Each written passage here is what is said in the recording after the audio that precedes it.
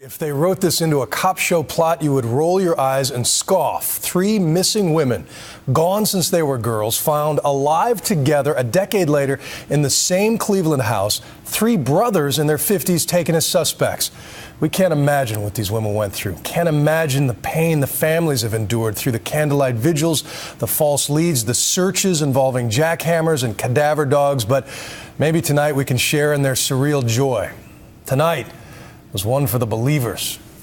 The posters have been part of Cleveland's landscape for a decade. The weathered or tattered ones replaced again and again by families who refuse to give up, who refuse to stop praying for a moment like this. Help me, I'm Amanda Berry. You need police, fire, or ambulance? I need police.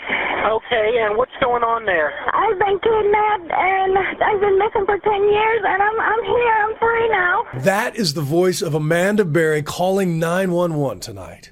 The last time anyone in her family heard that voice, she was a day shy of turning 17.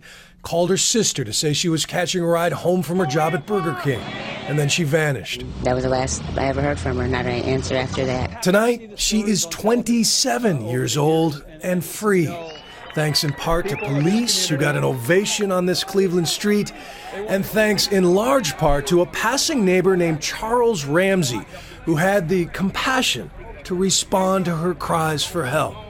And I look and then see this girl, and she just going nuts on the door. So I'm like, what's your problem? If you stuck, just open the door. And she says, I can't, he got it locked. And I look how he has it, and it's only enough to reach a hand out to grab the mail and, close the door.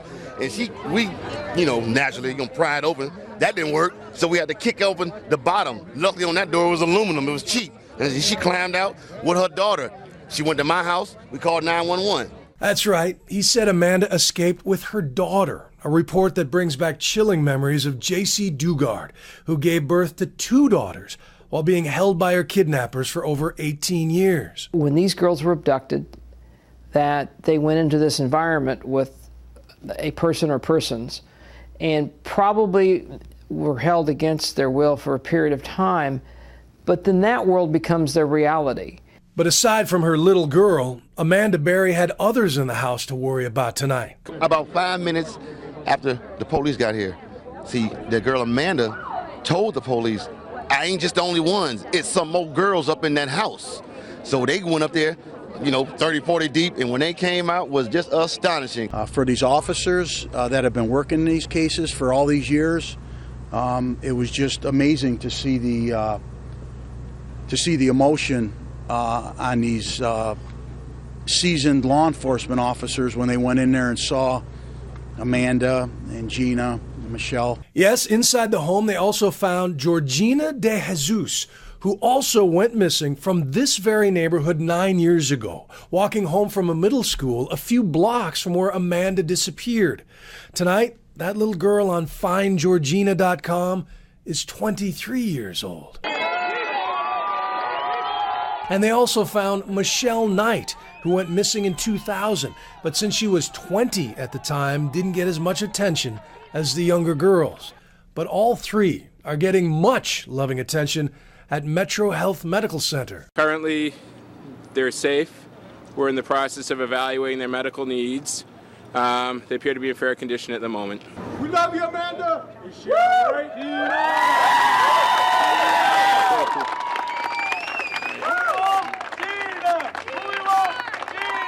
How happy is this for you, though, to have 3 people that have survived? This is really good because this isn't the ending we usually hear to these stories, so we're very happy.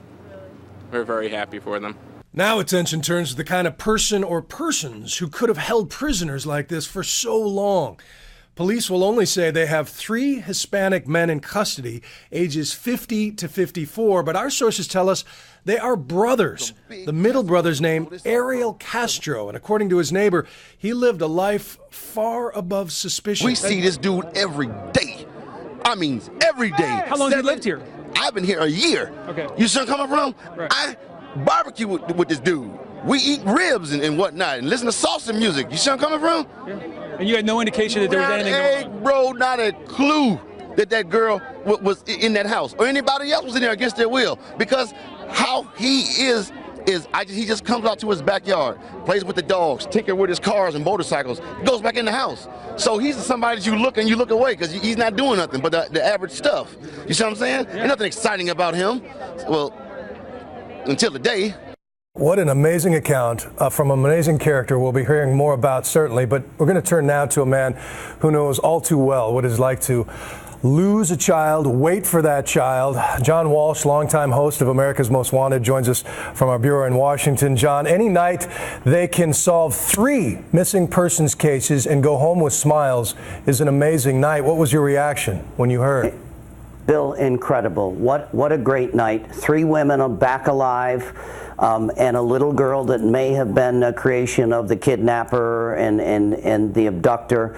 I wanted to do cartwheels. I know what it's like not to know where your child is. I went through that horrible pain, and I still think it's wonderful that I at least found parts of Adam.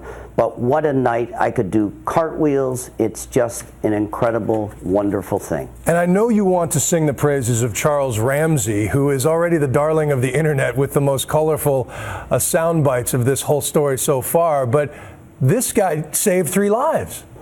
I saw it firsthand in the 25 years I've been doing America's Most Wanted. The public wants to help. They don't know how to help. They have the guts to help me catch 1,200 bad guys and recover 60 missing children. Here's Charles Ramsey walking home, as he said so succinctly, I'm a black guy. I saw a white woman crying for help, and I went to help her and broke her out. Amanda Berry saved her life, 2 other women's lives, and their child. And Charles Ramsey is the guy that broke him out of that house of horrors. If I ever meet him, I'm going to give him the biggest hug. It would have been so easy for him to just keep his head down and go home, but he didn't. And let me ask you, as an investigator, what would you be looking for in terms of the suspect in this case, his methods and motives? Certainly, everybody thinks it's the pervert under the bridge with the trench coat. I've done so many of these cases where it's just the guy next door. It's just the guy that seems like he's okay. What amazed me is how he could keep 3 grown women and a child in that house without some point in 10 years, one of them being able to contact somebody. But now sources say that his 2 brothers have been arrested. We all wondered if he had help. How do you keep 3 grown women and a child in a house in a neighborhood and that they're never seen? So this would make a lot of sense if he had help. If his 2 brothers helped him run this house of horrors and keep these 3 women and that child there for 10 years, I hope they burn in hell. Well, it's something we'll be following in coming days, and as we said at the top, this one was one for the hopeful tonight. It's so great to have a moment of victory after all those years of tragedy, talking about other stories that don't go as well. John Walsh, thank you. Thank you, Bill.